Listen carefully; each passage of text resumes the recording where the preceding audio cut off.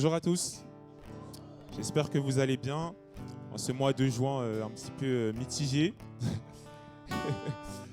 Premier dimanche du mois de juin. Attends, c'est mieux.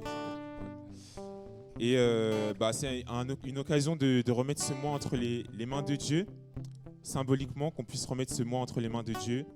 C'est un nouveau départ à prendre, un nouveau projet peut-être, ou peut-être rien du tout, mais simplement comme on est en ce jour de culte, qu'on puisse simplement s'offrir à Dieu. Et je vais juste vous lire un passage dans Ésaïe 5, 18. Ésaïe 5, 18. C'est versets 18 et 19. Qui dit « Malheur à vous qui traînez le péché derrière vous, avec les cordes du mensonge, et qui tirez la faute comme les traits d'un attelage. Oui, vous qui dites que Dieu se presse donc d'accomplir son ouvrage pour que nous le voyions, et qu'elle arrive la réalisation des projets du Saint d'Israël, afin que nous les connaissions. » En fait, c'est Isaïe qui parle à Israël et qui leur révèle un petit peu tout ce dont ils doivent se détacher. Et ici, il parle du péché, mais il parle aussi de l'amour pour l'argent, etc., etc. Et il leur dit finalement que s'ils abandonnent toutes ces choses et s'ils remettent toute leur vie à Dieu, eh bien Dieu va leur faire du bien et Dieu va accomplir ses promesses envers eux parce que Dieu avait des promesses pour le peuple d'Israël. Et ce matin aussi, que nous aussi on puisse nous abandonner et qu'on puisse déposer au pied du Seigneur tout ce que nous avons envie de lui déposer simplement et de manière libre qu'on puisse nous offrir à lui. Voilà, c'est à ça que je vous invite ce matin. Alors est-ce qu'on peut simplement prendre un temps de prière avant de chanter ce chant qui dit « J'abandonne mes tristesses, j'abandonne mes peines », mais qu'on puisse aussi le faire dans la prière et simplement remettre à Dieu tout ce que nous avons sur le cœur. Est-ce qu'on peut prier tous en même temps, tous élever la voix et nous adresser à Dieu?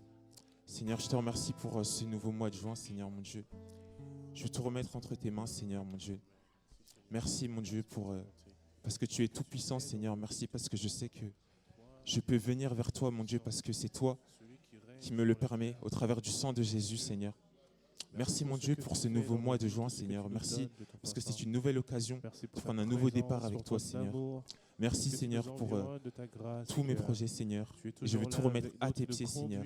Mes joies, mes tristesses, mes peines, ma souffrance, ma honte, Seigneur. Prends tout de moi, Seigneur. Je veux m'offrir à toi, Seigneur. Et je me remets à toi totalement, totalement, totalement, Seigneur. Merci mon Dieu pour qui tu es. Et merci parce que tu m'accueilles aussi dans tes bras d'amour alors que je m'abandonne à toi, Seigneur. Merci mon Dieu. Merci, merci. Amen. Amen, amen. Amen, Jésus. Amen, Jésus. Tu es digne, Seigneur.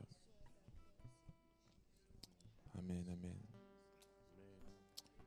Alléluia, Jésus. Amen.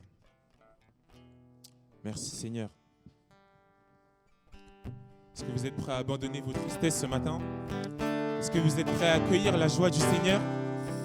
Alors, est-ce qu'on peut se lever pour le chanter tous ensemble?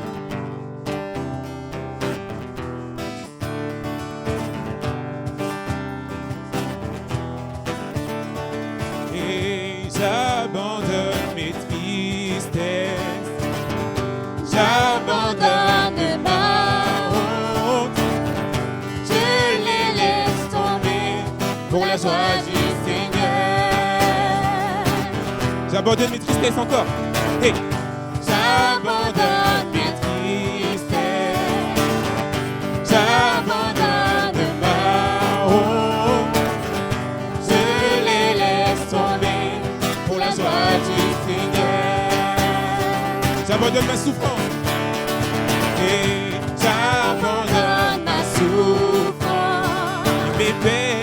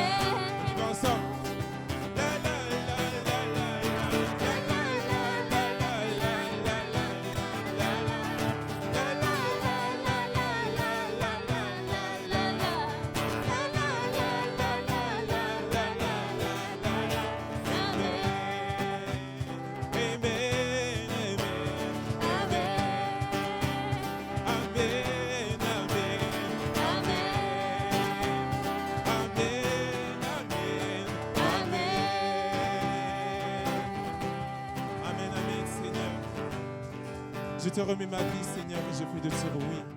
Car tu es un Dieu puissant. Tu es un Dieu puissant. Amen.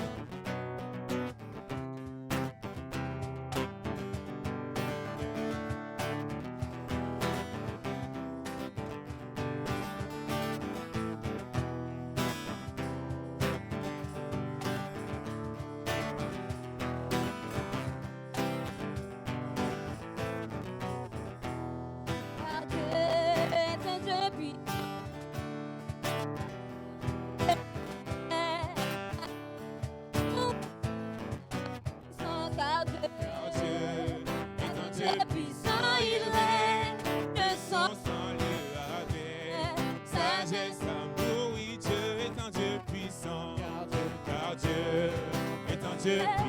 il règne de son sang le avec sagesse, amour, oui, Dieu est un Dieu puissant. Oh oui, car Dieu est un Dieu puissant, il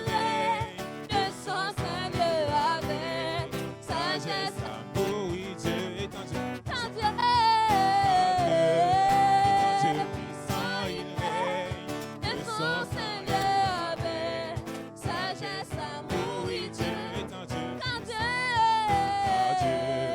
est un Dieu puissant, il règne de son sang le avec sagesse, amour, oui, Dieu. Chantons, il règne, il règne, oh oui, il règne, oh oui, il règne, oh oui, il règne, car Dieu est un Dieu, il règne, oh oui, il règne, oh oui, il règne, oh oui, il règne, car Dieu est un Dieu, car Dieu est un Dieu puissant, il règne de son sang.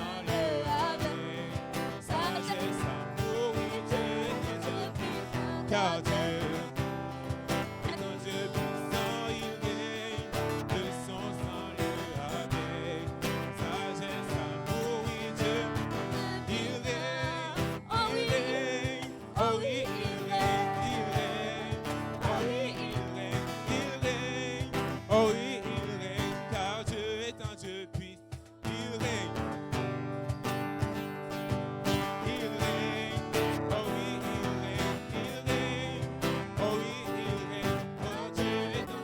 Les instruments, car Dieu est un Dieu puissant, il règne de son Saint-Dieu avec sagesse, amour, oui, Dieu est un Dieu puissant, car Dieu est un Dieu puissant, il règne de son Saint-Dieu avec sagesse, amour, oui, Dieu est un Dieu puissant. Amen, Seigneur. Oui, tu es fort et puissant, Jésus. Tu es fort et puissant, Seigneur. Tu es ma force et mon chant. Alléluia. Fort et puissant, on y va.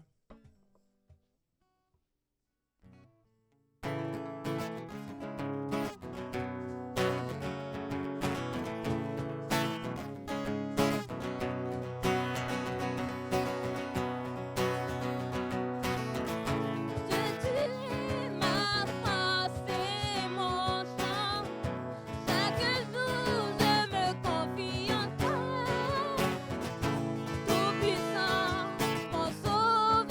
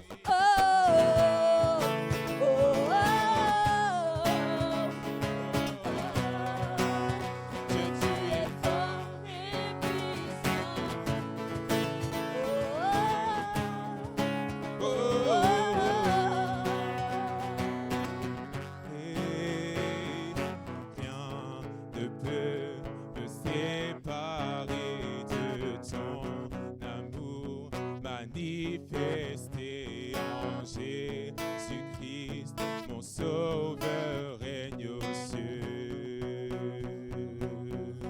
Non, rien ne peut me séparer de ton amour manifesté en Jésus-Christ, mon sauveur règne aux cieux.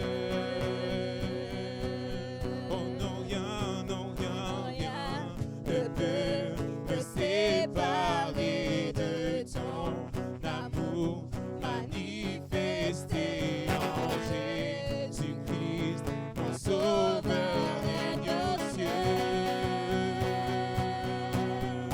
Je suis venu pour te rencontrer, pour proclamer que tu es fort et puissant. Je peux te résister, sois glorifié. Que tu es fort et puissant. À toi, ô roi des rois, que tu es fort et puissant.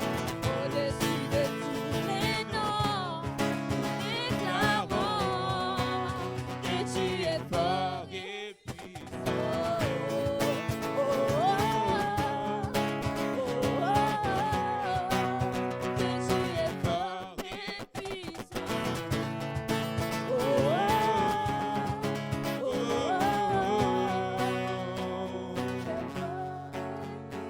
Et fort et fort et que tu es fort et fort et oui tu es fort et fort et oh fort et puissant. Oh fort et fort et oui tu es fort et fort et oui mon Dieu est fort et fort et oh fort et puissant. Oh,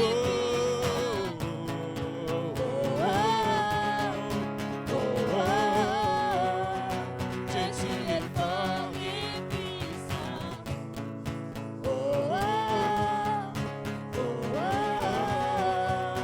Que tu es fort et puissant.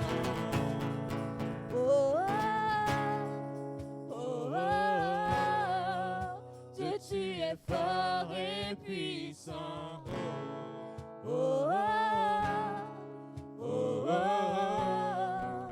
Que tu es fort et puissant.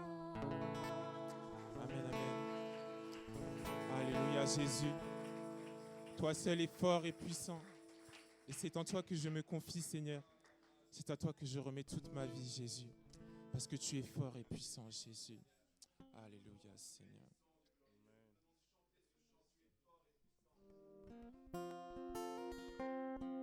Reçois de moi le parfum qui est dû, la beauté. Je veux n'être qu'à toi. Jésus, je t'aime. Reçois du peu que je trouve à donner, tout l'amour que mes yeux n'ont pas su te montrer.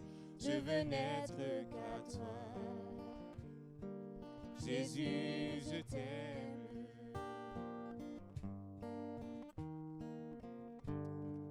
Pendant qu'on prend ce chant, je vous invite à donner vos dîmes et vos offrandes. On va donner tout notre être à notre Seigneur. Alléluia.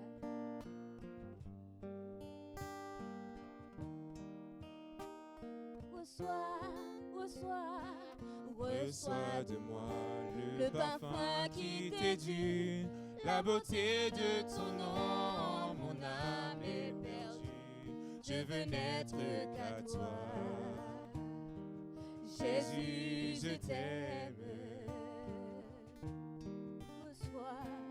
Reçois du peu que je trouve à donner, tout l'amour que mes yeux n'ont su te montrer. Je veux n'être qu'à toi. Jésus, je t'aime. Oh, rien n'est plus beau que ton nom. Rien n'est plus saint que le sang du pardon. Je veux n'être qu'à toi. Jésus, mon roi. Je ne veux rien que vouloir te louer, adorer ton saint nom et ta fidélité. Je veux n'être qu'à toi, Jésus. Jésus, je t'aime. Je veux porter et laver à ta croix les pensées de mon cœur dans le cœur de tes voix. Je veux n'être qu'à toi. Jésus, je t'aime. Rien n'est plus beau que ton nom. Rien n'est plus saint que le sang du pardon.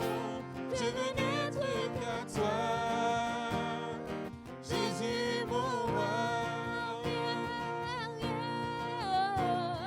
Rien n'est plus beau que ton nom. Rien n'est plus saint. Rien n'est plus saint que le sang du pardon.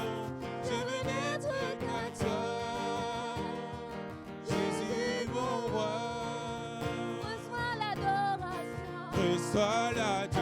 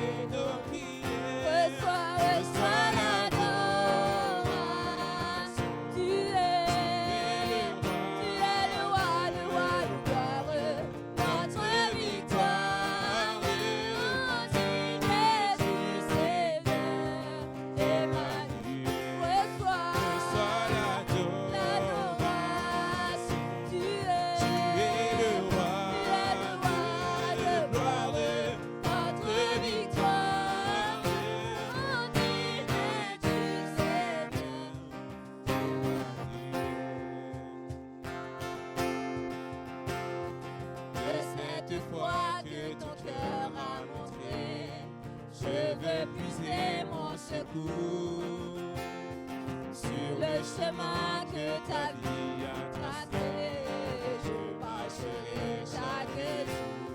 Garde mes yeux des attraits de ce monde.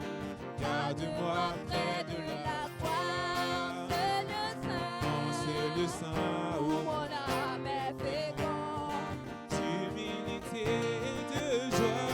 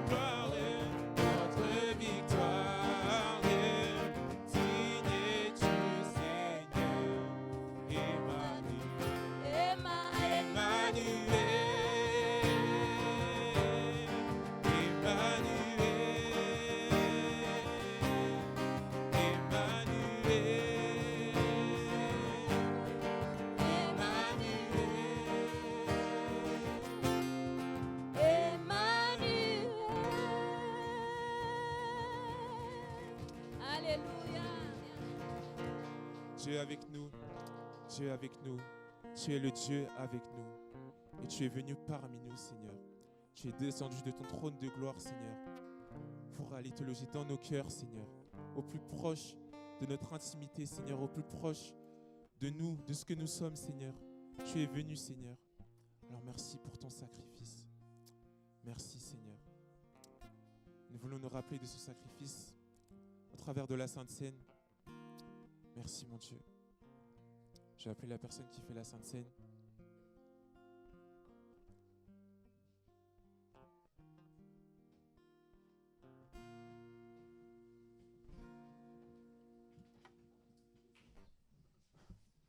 Merci.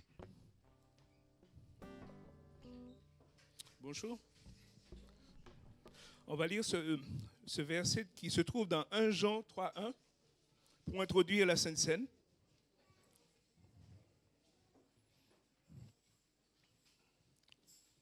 « 1 Jean 3:1.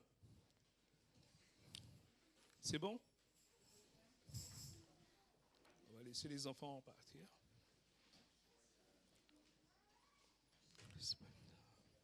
Ce matin, je vous rappelle que la Sainte Seine, ce n'est pas la table d'une église, mais c'est le sacrifice de Jésus. Donc, quel que soit l'endroit où vous êtes baptisé, si vous êtes baptisé conformément à la parole de Dieu, en vous engageant avec lui, vous pouvez participer à la Sainte Seine. Ce matin, c'est pour cela que la Sainte Seine, vraiment, c'est le sacrifice, ce que Jésus nous rappelle, ce que Jésus a fait à la croix pour chacun d'entre nous.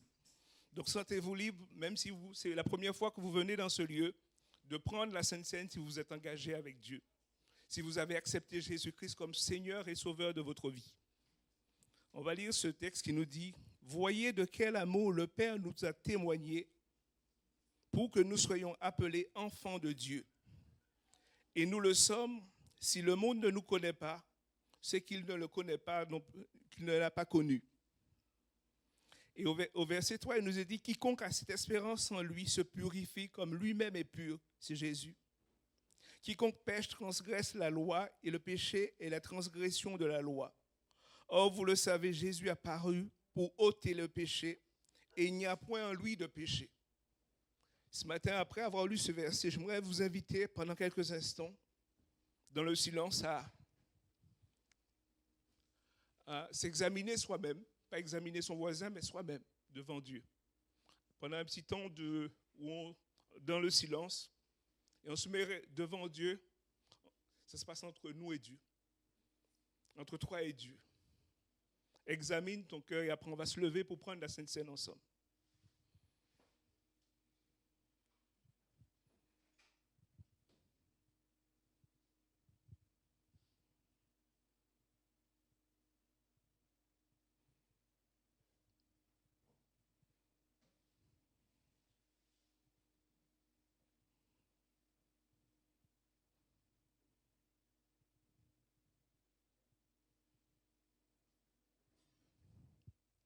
Amen. Si quelqu'un a une parole, peut-être qu'il pense venir de Dieu, pendant ces quelques instants de silence, vous pouvez le donner librement et l'Église est là pour examiner ce qui est dit.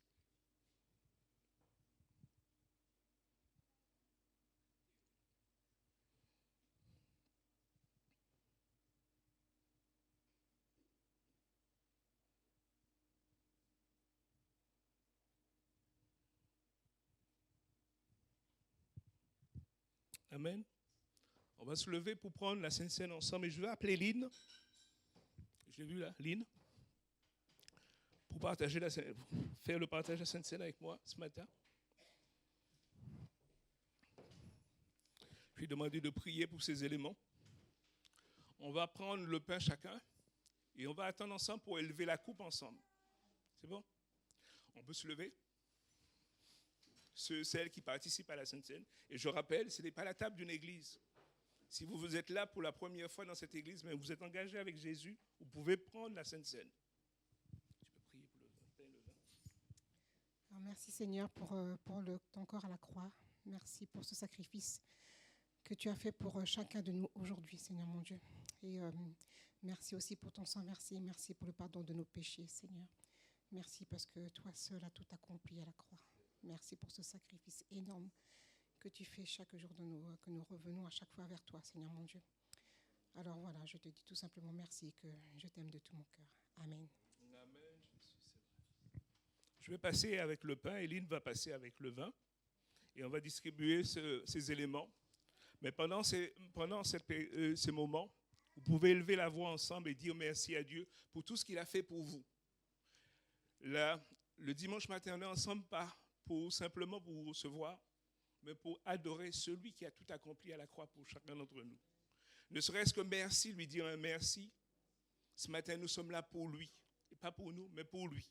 Alors glorifions son nom pendant ces instants. Amen.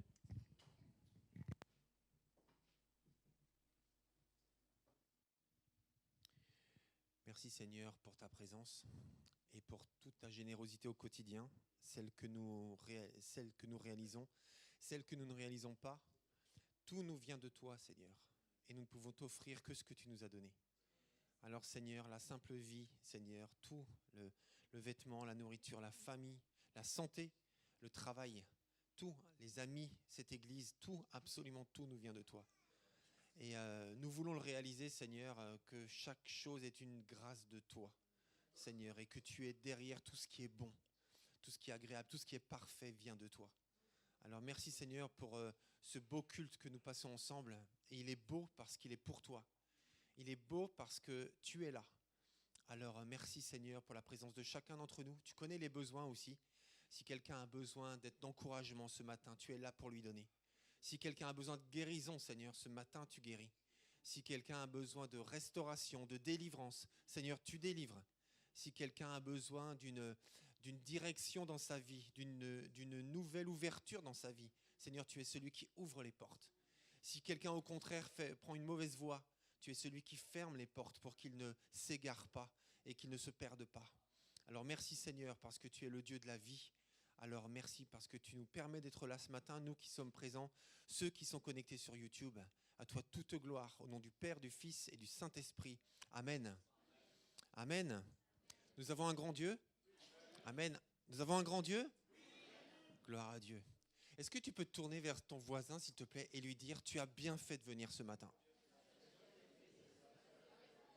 C'est vrai ?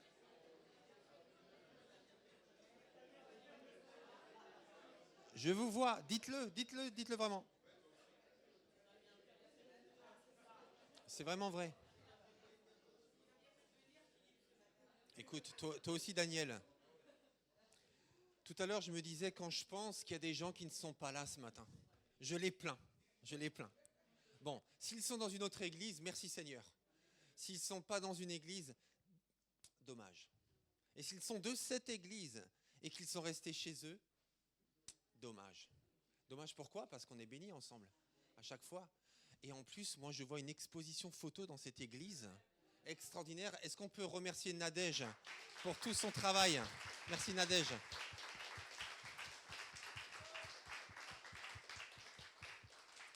Alors cette année est une année exceptionnelle pour cette église. 2024, l'année de nos 60 ans d'existence à Pontoise. 60 ans d'existence pour une église locale, c'est pas rien quand même. Et ces photos sont là un peu pour symboliser le cheminement, le parcours, un peu les différents domaines de la vie de l'église depuis 60 ans. Alors bien sûr, il y a 60 ans, on n'a pas beaucoup de photos parce qu'il n'y avait pas beaucoup de gens qui prenaient des photos, pas comme aujourd'hui. Il n'y avait pas de téléphone dans les poches, il n'y avait pas de caméra de surveillance dans les rues, tout ça, vous voyez ce que je veux dire ? Donc les photos étaient rares, mais précieuses. Donc voilà, vous avez des thématiques qui sont en haut des parties. Et comme ça, les photos sont ordonnées, enfin elles sont catégorisées. Et comme ça, vous avez les thèmes qui sont notés et vous pouvez regarder tranquillement après les cultes, entre les cultes, voilà, vous reconnaître d'autres gens, voir comme les années passent dans nos vies aussi. Et les cheveux blancs arrivent, parfois même les cheveux tombent. Voilà, c'est comme ça, c'est la vie, c'est comme ça. Et donc voilà, donc ça va rester là pendant quelques temps, hein, parce qu'on veut en profiter, on veut remercier Dieu, parce que ces photos sont aussi un témoignage à la gloire de Dieu. Et moi, je dirais que c'est aussi une façon d'adorer Dieu, de dire Seigneur, tu es fidèle, Seigneur, tu bénis. Et il y a des gens qui ne sont plus dans cette église, il y a des gens qui sont décédés, il y a des gens qui ont déménagé. Et ça aussi, c'est le cheminement dans lequel Dieu nous met. Ça veut dire être un lieu d'accueil, parfois un lieu de passage, un lieu de développement aussi. Et tout ça, c'est notre Église. Amen. Donc ça, c'est la première raison pour laquelle c'est tellement bien que vous soyez là ce matin, pour profiter de cette belle expo. La deuxième raison, c'est parce qu'on a notre sœur Nadine qui est avec nous ce matin et qui veut témoigner. Je te laisse la place, quelques minutes. Donc voilà, pour nous dire un mot par rapport à ce qu'elle a vécu récemment. Voilà. Parce que l'Église, c'est ça aussi, c'est se soutenir les uns les autres, être là les uns pour les autres. Tiens, viens, passe par là, Nadine. Ce sera plus simple.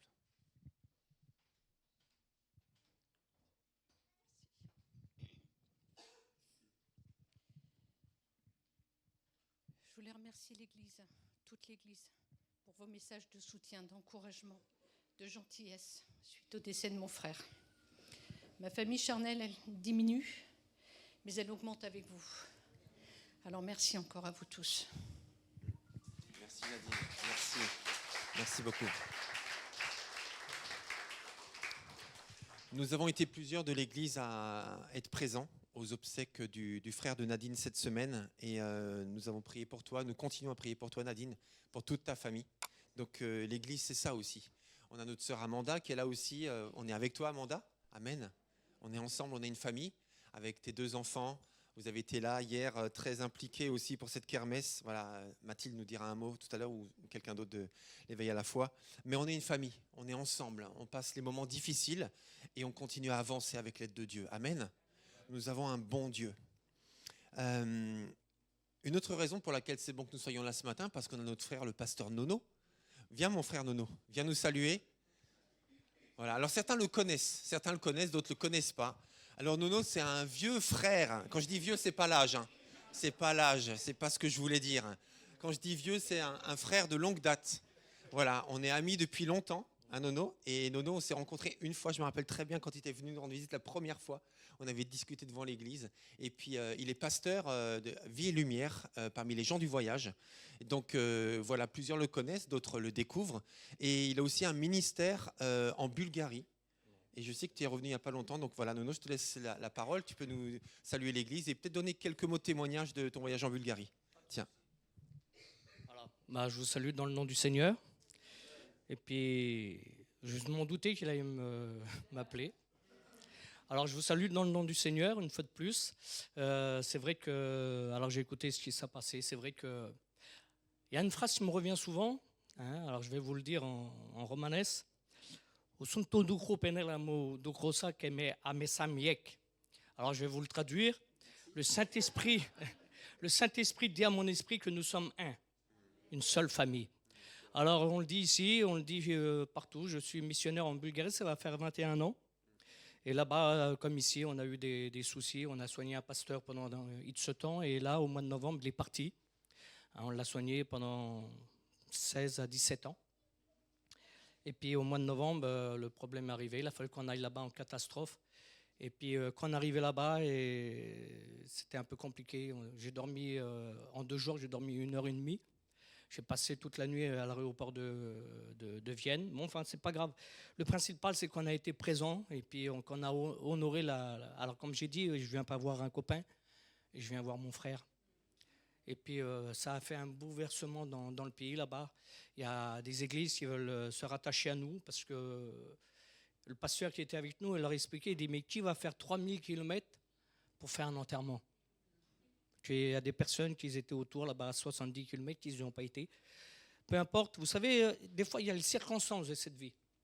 Mais on a été richement bénis et on a repris le pays depuis qu'il y a eu le Covid. Ça a été compliqué aussi. Beaucoup de frères et sœurs sont partis.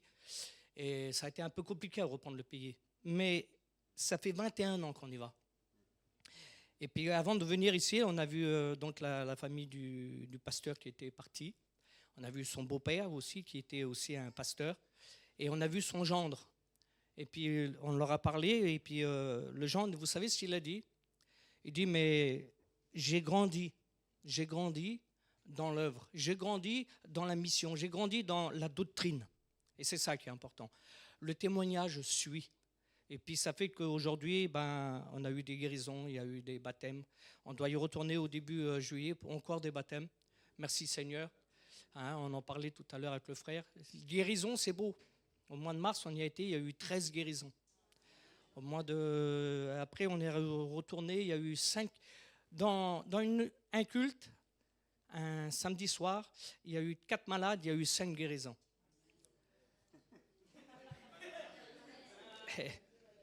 Alors, je vous explique, il y en a un qui avait besoin de 2.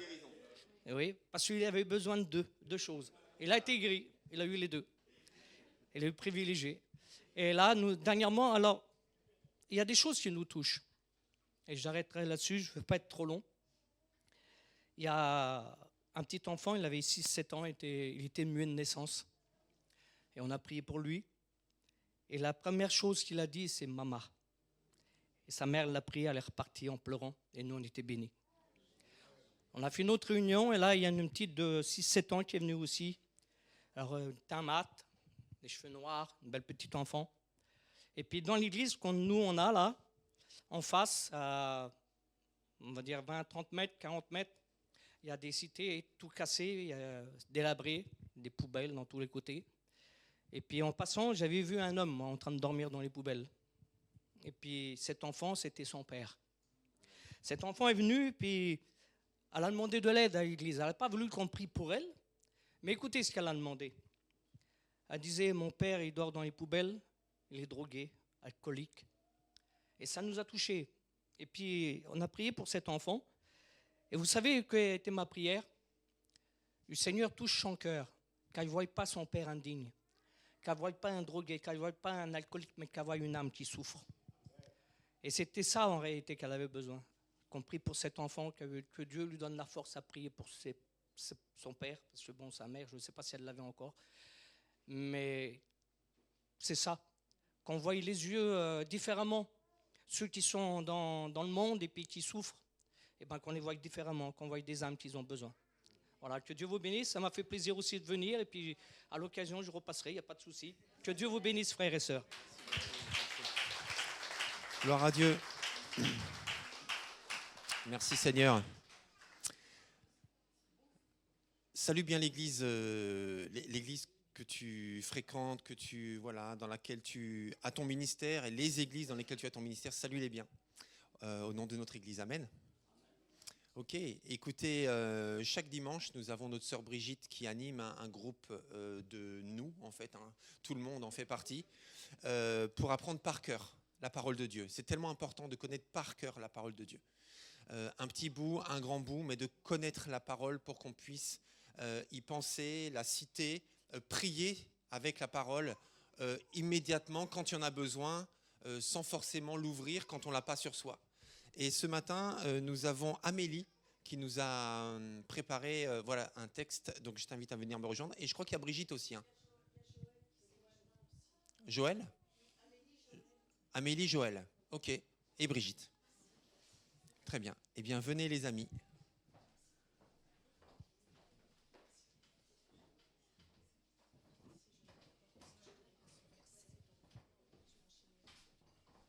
On commence par qui ? Par Joël. Merci et bonjour. Que l'Éternel te bénisse et qu'il te garde.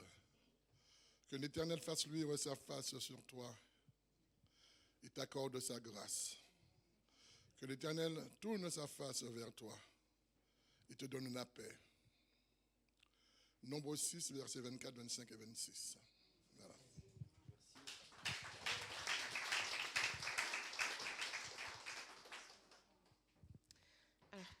Psaume 46, 11, donc c'est Dieu qui parle. Arrêtez et sachez que je suis Dieu. Je domine sur les nations, je domine sur la terre. Garde ton cœur plus que toute autre chose, car de lui jaillissent les sources de la vie. Proverbe 4, 23. Bon, il faut que je complète parce qu'on a droit à 5 minutes. Donc on les prend.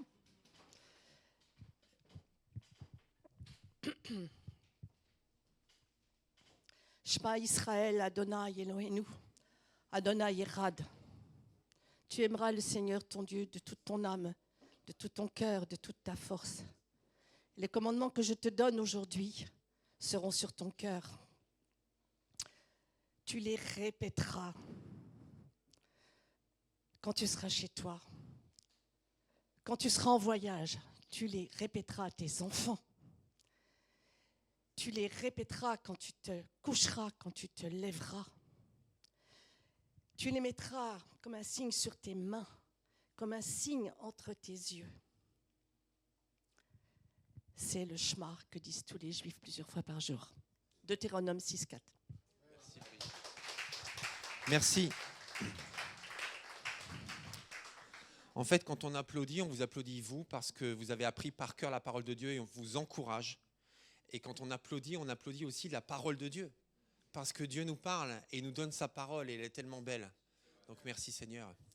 Je vais laisser la place à Michael et Betty Jurgensen, nos bien-aimés de l'Église de Dieu de Colmar qui sont à Madagascar depuis 2 ans. Venez me rejoindre tous les deux.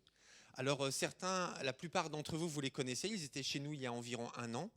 Et venez par là peut-être si ça ne vous dérange pas. Ils étaient chez nous il y a environ 1 an et ils ont un appel, ils ont tout un parcours missionnaire d'ailleurs depuis longtemps dans différents pays du monde. Peut-être qu'ils en parleront. Et puis pour ceux qui ne les connaissent pas, voilà, ils sont amis Dany et moi depuis très longtemps. Et puis Michael d'ailleurs a fêté ses 51 ans hier même, le 1er juin. Voilà, bravo. Donc, et puis on est content de les accueillir ce matin. Donc ils reviennent en France pour peut-être 1 mois, 2 mois, c'est ça à peu près 7 semaines. Oups, attends, je vous donne ça, je vous donne les deux de toute façon.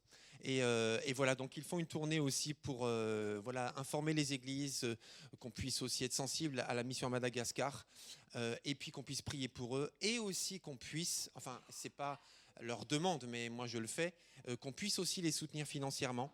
Parce qu'ils sont missionnaires, donc ça veut dire qu'ils ne vivent que de dons pendant le temps où ils sont là-bas. Donc après leur intervention, on va aussi faire passer un panier. Pour ceux qui le veulent, vous pourrez faire une offrande aujourd'hui même.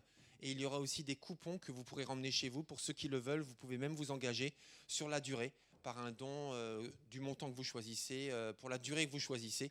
Donc il est possible de faire une offrande ce matin même, donc en espèces ou en chèque, à l'ordre d'un cœur ouvert, si c'est un chèque, ou alors par les coupons, mais les coupons, je sais que vous en reparlerez tout à l'heure. Donc voilà, que le Seigneur vous bénisse et surtout bienvenue. Merci. Salama daolo yanareu. Salama ve? Salama tsara famisocha. Ariena? Salama sara famisocha. Misi fafove? Tis fofo. Betty nu anaraku. Michael nous anaraku. Tena falibe maïta injai nareuzai. Alors on va vous emmener ce matin. Tu as l'air surpris, Philippe. Alors effectivement, nous parlons un petit peu en malgache. C'est pour vous emmener avec nous sur l'île de Madagascar ce matin. Alors là, nous entendons un chant malgache. C'est un groupe qui s'appelle Riku et qui est très connu en fait, à Madagascar et qui est actuellement même à Paris en train de faire une tournée aussi. C'est un groupe chrétien et on aime beaucoup. Et c'est pour ça qu'on a choisi cette chanson aussi, pour introduire ce moment. Alors on remercie toute l'église, on remercie le couple pastoral Philippe et Annie Dibling de nous accueillir. On remercie le conseil d'administration de l'église, toutes les personnes présentes, merci pour votre accueil. Merci à Sarah d'envoyer notre lettre de nouvelles régulièrement que l'on écrit tous les 2 mois environ. Merci à tous ceux qui le lisent. On est vraiment aussi contents d'avoir des nouvelles, des retours aussi après la lecture de nos nouvelles. On essaie vraiment de raconter aussi notre vie à Madagascar. Et puis on remercie pour votre soutien, votre générosité, votre soutien dans la prière. Merci à tous en tout cas. On est contents d'être avec vous ce matin. Donc nous avons voyagé hier, donc on est fraîchement, on a encore de Madagascar en nous là. Donc on est content d'être là et on est comme l'a dit Philippe, donc nous sommes missionnaires depuis presque 2 ans maintenant à Madagascar. On est envoyé par l'Église de Dieu de Colmar. Tu peux s'il te plaît commencer le diapo. Et tu l'as ? Et donc, nous sommes à Madagascar pour apporter cette lueur d'espoir à travers différentes missions avec lesquelles nous sommes engagés, entre autres la mission Mission Aviation Fellowship. Donc, on vous expliquera un peu tout à l'heure en quoi cela consiste. Et donc, le but, c'est vraiment d'apporter l'aide, l'espoir et la guérison auprès du peuple malgache et d'utiliser les dons et les talents que Dieu nous a donnés pour servir le peuple malgache et pour apporter, bien sûr, l'évangile. C'est en cours. Alors, en fait, il y a différents engagements. Donc, Michael qui vous parlera de MAF. Moi, je suis engagée dans différents domaines. Entre autres, je vais toutes les semaines, je suis bénévole dans un centre d'accueil où on accueille en fait des enfants, différents enfants qui sont en situation familiale difficile. Et donc, c'est des enfants, des jeunes filles qui sont accueillies. Enfin, ça va de 3 ans, enfin même des bébés, jusqu'à l'âge de 18 ans à peu près. Et je suis aussi engagée dans un ministère auprès d'une église locale où on va chaque semaine aussi apporter l'évangile dans un village qui s'appelle Golan, qui est très pauvre, auprès des enfants. Et on a commencé également des études bibliques là-bas. Et Liana aussi nous accompagne de temps en temps lorsqu'elle a ses vacances scolaires auprès de ses enfants. Alors, pour vous donner un petit portrait justement de Madagascar, alors, d'après le dernier recensement, il y a à peu près 30 millions d'habitants à Madagascar. Donc Madagascar, c'est un peu plus grand que la France. Et donc, il y a 30 millions d'habitants. La plupart, ce sont des jeunes. Donc, quand vous vous baladez dans la ville, vous ne voyez pas beaucoup de personnes âgées, puisqu'il y a un tiers de la population qui meurt avant 40 ans. Aussi, ce qu'il faut savoir, c'est qu'il y a beaucoup de faune et de flore endémiques à Madagascar, dont les lémuriens, je pense que vous connaissez tous. Alors, nous, on habite à Tananarive, je veux dire. Et là, c'est sur les hauteurs, sur les hauts plateaux, donc c'est à peu près à 1300 mètres d'altitude. Et là-bas, en fait, on ne voit pas de lémuriens. Il ne faut pas croire qu'il y a des lémuriens partout quand on vient à Madagascar. Mais en fait, il faut qu'on aille vraiment dans les régions plus reculées pour voir les lémuriens. Ensuite, il y a aussi une infrastructure qui est compliquée à Madagascar, puisque peu de routes sont goudronnées. Et après la saison des pluies, donc il y a beaucoup de nids de poules et puis beaucoup de risques d'accidents aussi. Par exemple, il y a quelques semaines, nous sommes allés à Tamatave, donc au nord-est de Madagascar, qui se trouve à peu près à 350 km de là où nous habitons. Nous avons pris le bus et on a mis 15 heures pour y aller. Donc c'était très long et avec des pauses très courtes. Et donc du coup, ouais, effectivement, c'est long et en plus, c'est dangereux même. Donc il y a beaucoup d'embouteillages. Et donc Madagascar est malheureusement connu aussi pour sa pauvreté. Donc il y a à peu près 8 habitants sur 10 qui vivent sous le seuil de pauvreté. Et donc ça veut dire vivre avec moins de 2 € par jour et par famille. Alors ce matin, en fait, on veut vous parler un peu plus de ça, justement de la pauvreté à Madagascar et pour les gens les plus isolés. Comment Dieu nous aide-t-il à protéger les plus pauvres et les plus isolés? Alors ce matin, j'aurai une question pour vous. S'il y a une ou quelques personnes qui aimeraient répondre en 1 ou 2 mots, qu'est-ce que pour vous être pauvre?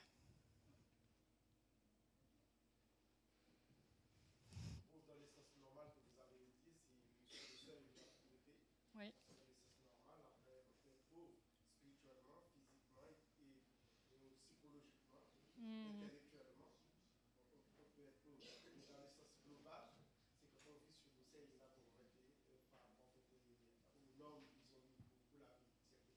Oui, tout à fait.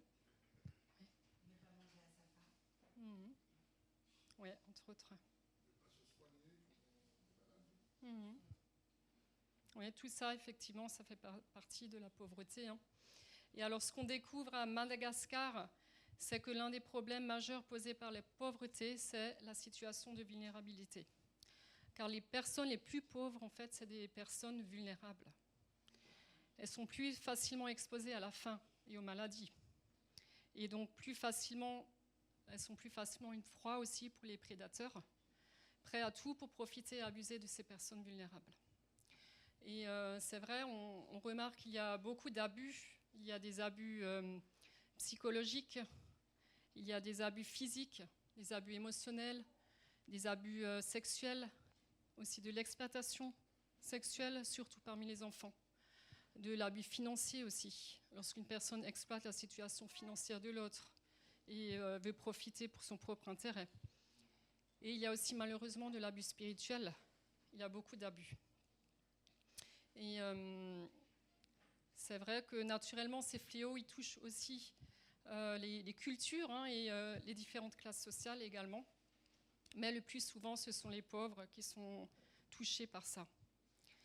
Alors c'est vrai que la question d'abus, c'est vraiment un sujet d'actualité, puisque je ne sais pas si vous êtes au courant, mais pour les JO de Paris 2024, il y a une prévention qui va être faite contre les abus et le trafic humain à travers des affiches et des associations durant ce temps-là.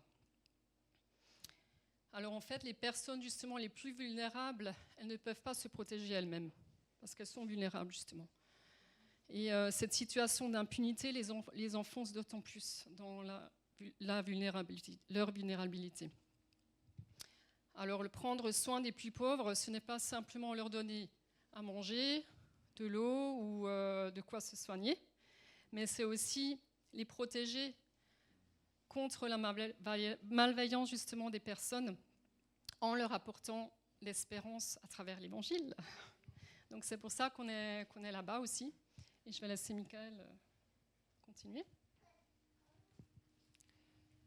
Merci Betty.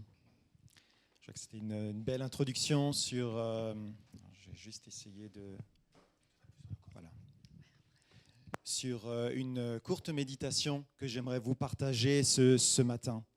Et comme l'a introduit Betty, comment est-ce que Dieu nous aide à protéger les plus pauvres et les plus isolés. Et cette question, eh bien, nous allons l'aborder sous l'angle de la protection, de la prévention et de la réponse face à des situations qui font du mal à des personnes pauvres. Le souci de la protection des plus faibles prend une forme assez spécifique à Madagascar. Et dans cette méditation, je me suis inspiré d'une étude qui a été écrite par Daniel Ilion, qui est le directeur des études de l'ONG CEL. Et j'y ai trouvé des réponses vraiment pertinentes face à l'océan de pauvreté qui est visible dans ce beau pays de Madagascar. Dans cette étude, eh bien, les Écritures nous apportent la lumière sur la question des abus et de la maltraitance de façon assez notoire depuis l'Ancien Testament jusque dans le Nouveau Testament. Alors, je vais commencer par ce premier point dans les Écritures qui parle de Dieu, du caractère de Dieu qui protège et du Dieu qui rend justice et qui délivre. Je vais juste tourner. Voilà, comme ça c'est mieux. Alors la détresse est une condition que le psalmiste explique en des termes bien précis. Il parle de l'abîme, il parle du gouffre, il parle de l'eau qui submerge, il parle de la fange dans laquelle on s'enfonce, il parle de la terreur qui évoque des réalités assez sombres. Ensuite, le psalmiste qualifie l'agissement des prédateurs, ses ennemis qui attaquent, qui harcèlent par des paroles, qui méditent le mal, qui sont violents, qui sont rusés ou qui pratiquent la traîtrise. L'Ancien Testament utilise très souvent une même expression pour désigner les pauvres. Et je pense que ça va résonner à vos oreilles, mais l'Ancien Testament parle de la veuve, de l'orphelin et de l'étranger, effectivement.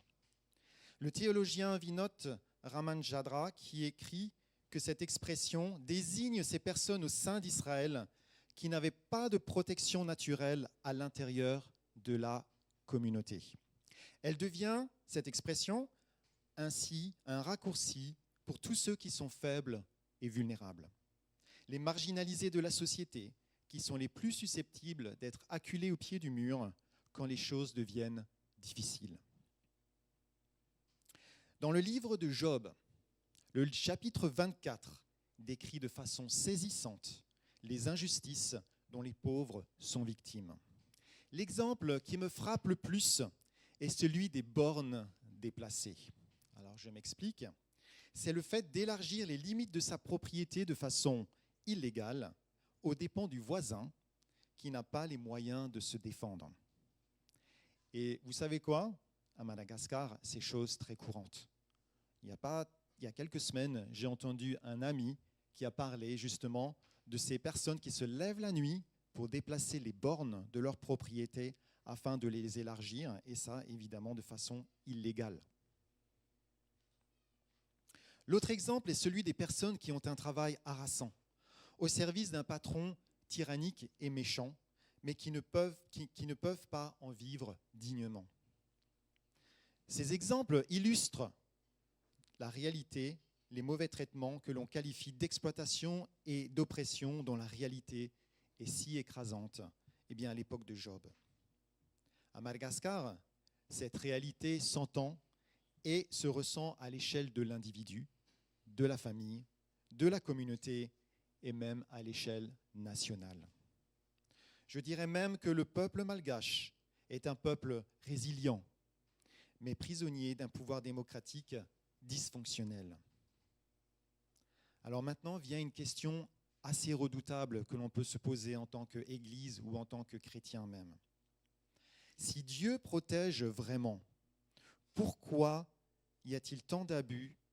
Pourquoi il y a l'exploitation et l'oppression qui se produisent encore de nos jours en 2024? Alors à cette question, il n'existe pas de réponse facile.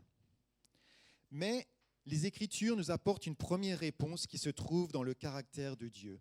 Et je parlais en introduction, je disais que Dieu est celui qui protège et qui fait justice. Dans Psaume chapitre 9, verset 10, il est dit « Dieu est une forteresse pour l'opprimé, il est une forteresse pour les temps de détresse. » Dans le psaume 68, verset 6, Dieu se présente comme le père des orphelins et le défenseur des veuves. Au psaume 35, verset 10, il est dit que Dieu délivre le malheureux d'un plus fort que lui. Au psaume chapitre 20, verset 2, il est dit que Dieu met hors d'atteinte. Il place en hauteur celui qui fait appel à lui. Et puis il y a les textes messianiques tels que le psaume 72 ou Ésaïe chapitre 11, verset 24, qui parlent d'un roi qui juge avec justice les pauvres et ceux que l'on écrase. Donc là, on entend que les Écritures nous disent que Dieu est du côté des pauvres, de ceux qui sont opprimés, de ceux qui sont écrasés. Une deuxième réponse est la suivante. En fait, c'est dans l'enseignement que la Bible nous apporte, nous qui sommes croyants. Elle nous enseigne d'apporter nos problèmes à Dieu. Et ce matin, dans nos prières, ce matin, dans nos chants, dans nos louanges, c'est ce que nous avons fait. Nous avons apporté aussi, nos problèmes à Dieu. Dans le psaume 13, il est dit que, au-delà des pourquoi, les croyants demandent jusqu'à quand? Jusqu'à quand cela va-t-il se produire? Jusqu'à quand ces abus vont-ils en fait continuer à se produire? Parce que les croyants en Dieu savent que Dieu, finira par agir. Il interviendra, il rendra justice, il mettra à l'abri, il délivrera. Amen. La Bible nous enseigne aussi la foi en Dieu, cette certitude de l'intervention divine et même la perspective d'un jour où les torts seront parfaitement redressés. La Bible nous appelle à cultiver l'espérance au milieu des ténèbres. Elle ne nous donne pas l'explication recherchée, elle ne fait pas disparaître la souffrance, l'angoisse ou la révolte. Mais elle est une première lueur. Elle est cette première lumière, Elle est cette lueur au bout du tunnel pour nous assurer que ce ne sont pas les abus qui auront le dernier mot dans l'histoire de ce pays, de Madagascar et même de notre monde. Amen.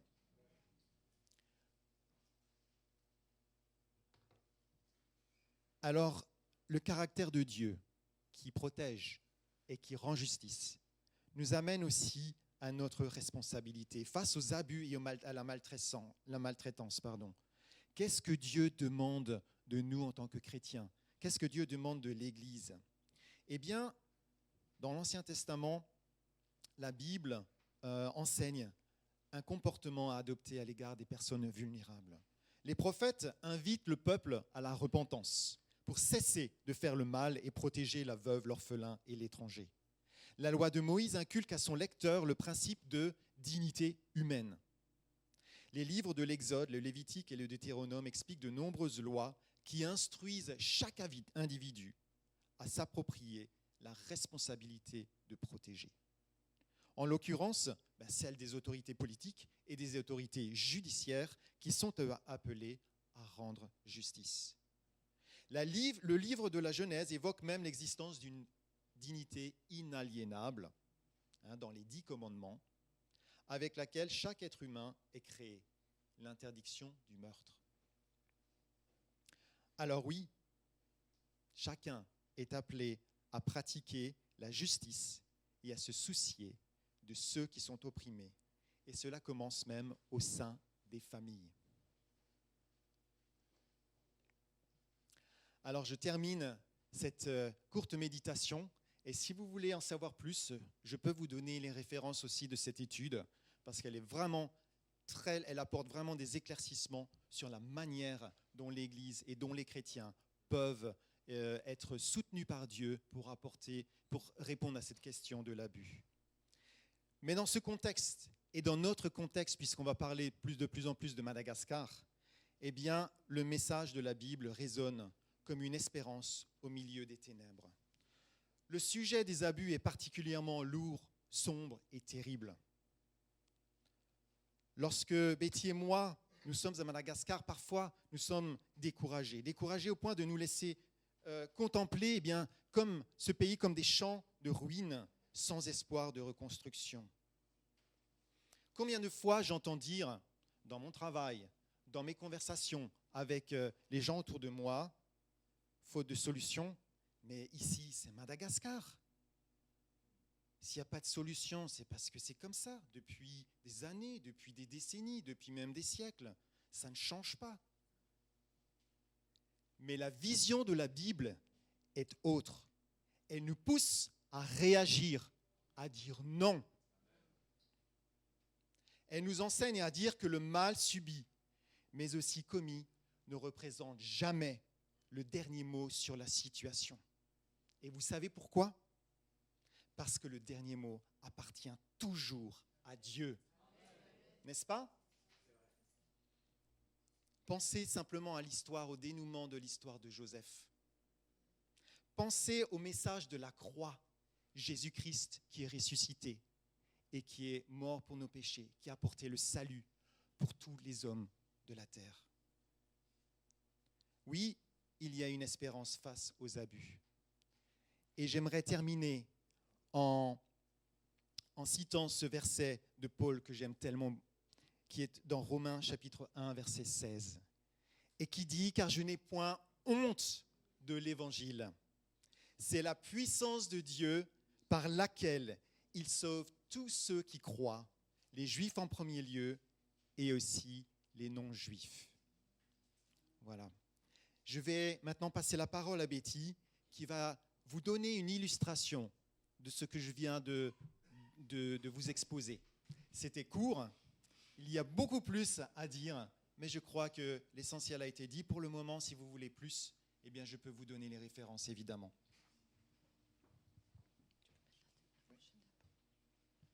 Alors, c'est vrai que je voulais apporter ce témoignage spécial parce que cette histoire m'a vraiment bouleversée.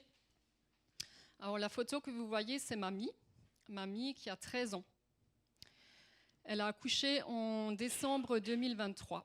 Et moi, je l'ai rencontrée juste une semaine avant qu'elle accouche. En fait, ça s'est passé suite à un viol où elle est rentrée de l'école. Cette jeune fille, en fait, elle est au centre social où je vais faire du bénévolat. Et elle a été violée. Suite à ce viol, elle est tombée enceinte.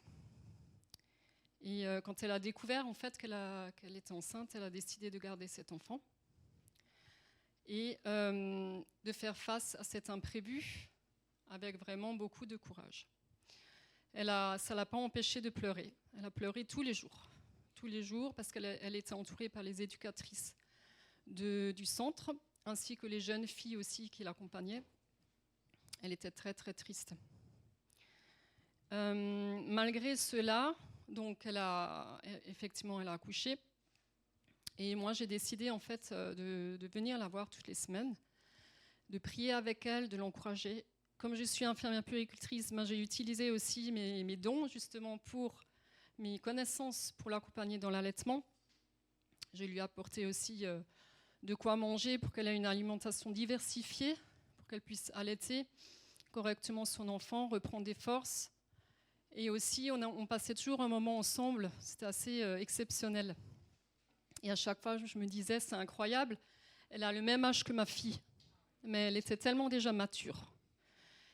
Et en fait, j'ai découvert qu'elle était chrétienne et qu'elle s'accrochait vraiment au Seigneur. Et malgré cet abus, en fait, elle a été restaurée, à chaque fois qu'elle regarde son enfant, là, c'était juste le jour après son accouchement. Et elle regardait déjà cet enfant qui s'appelle Alida, avec bienveillance et avec amour. Et pour moi, c'est vraiment Jésus qui a changé sa peine en joie et qui l'a restaurée, en fait. Et en fait, c'est une histoire qui est vraiment belle, parce que pour moi, je crois que vraiment, malgré les épreuves de la vie, ça m'émeut, je suis désolée. Ce qui est impossible à l'humain, Dieu peut le faire, il peut restaurer. Et il a restauré cette jeune fille, et à chaque fois je la vois, elle est là, elle est, comme on dit en malgache, elle est mazoutou.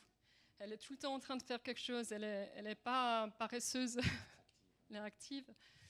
Là, la dernière fois que je l'ai vue, c'était jeudi, elle était en train de laver le linge de sa fille. Et elle écoute vraiment les conseils, elle va aux consultations postnatales. Enfin voilà, quoi. C'est vraiment un encouragement. Et je voulais vous partager cette histoire parce qu'elle m'a bouleversée. Et pour moi, c'est vraiment la grâce de Dieu dans sa vie. Et maintenant, Alida, elle a 6 mois. Et puis elle est en très bonne santé. Voilà, je remercie le Seigneur. Amen. Voilà, merci Betty. Nous allons vous présenter une petite vidéo de quelques minutes qui présente notre travail, ce que l'on fait du point de vue de mon point de vue, en tant que directeur de MAF, du point de vue de Betty aussi dans ses différents ministères, mais aussi Eliana a quelque chose à nous partager à travers cette vidéo. Donc Kevin, si tu veux bien lancer la vidéo. Bonjour, je m'appelle Michael, je suis le nouveau directeur du projet de MAF à Madagascar et nous sommes très contents de pouvoir servir le Seigneur, servir la population de Madagascar avec toute l'équipe ici.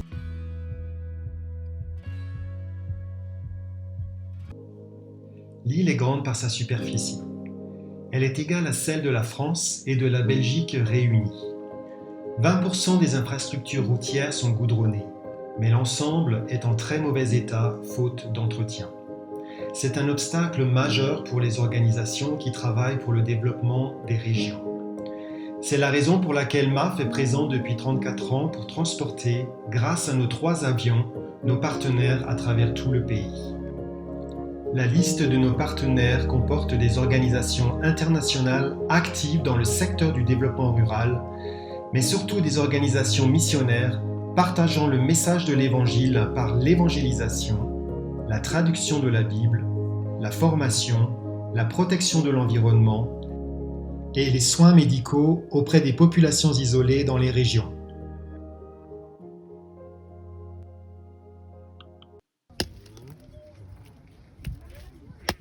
Voici le village Golan.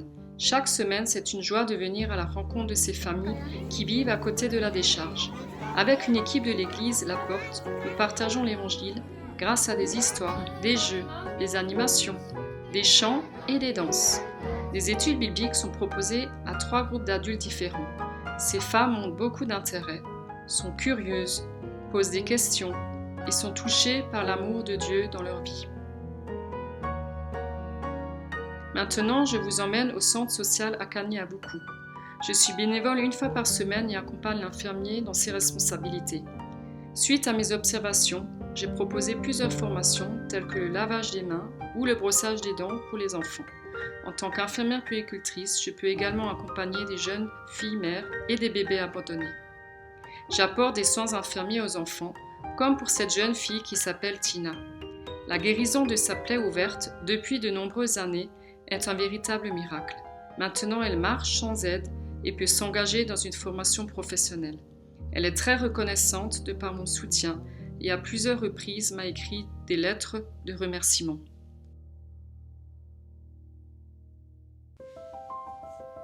Bonjour, je m'appelle Eliana.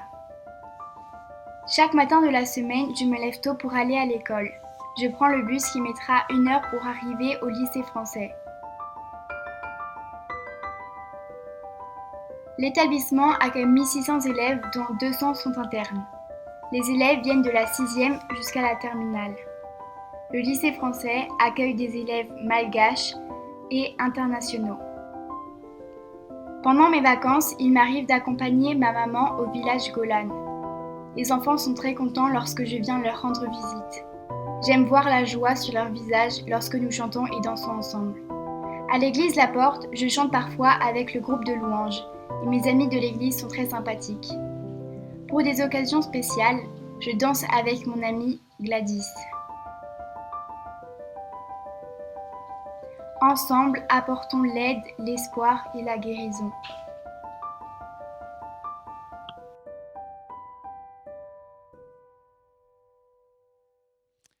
Alors, je vais vous parler de mon engagement avec MAF.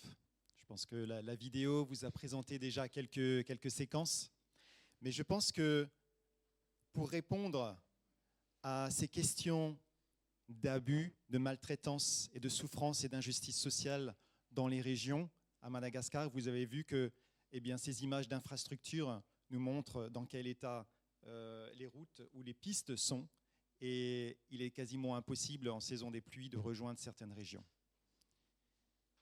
La vision de MAF, de l'organisation Mission Aviation Fellowship, avec laquelle je travaille depuis 2 ans, c'est de voir les vies changer par l'amour de Christ. C'est ce qui est vraiment au cœur de notre œuvre, de notre travail.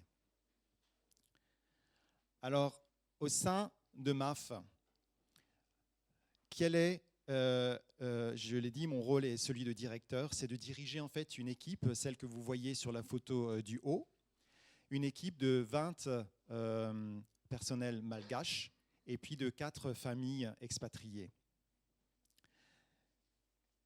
Je crois que ce rôle, c'est vraiment de pouvoir donner une stratégie, donner une direction à l'organisation, de pouvoir trouver des moyens d'impacter en fait les régions avec les outils que Dieu nous a donnés et les ressources humaines que l'on a aussi, de pouvoir aller dans les régions avec nos partenaires, d'être cette organisation qui transporte en fait nos partenaires dans les régions. Et comment cela se passe ?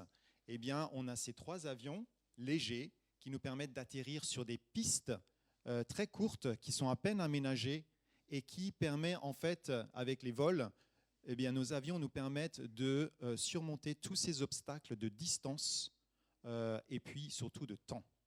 Parce que comme l'a expliqué Betty, pour rejoindre la 2e ville la plus importante de Madagascar, 350 km de la capitale, il faut 15 heures de route.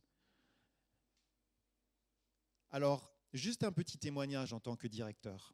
Pour moi, ce qui est important, c'est d'avoir une équipe qui est unie et qui comprend ce que nous faisons, notre vision. Donc, tous les lundis matins, nous avons une réunion où nous méditons la parole de Dieu, où nous prions ensemble.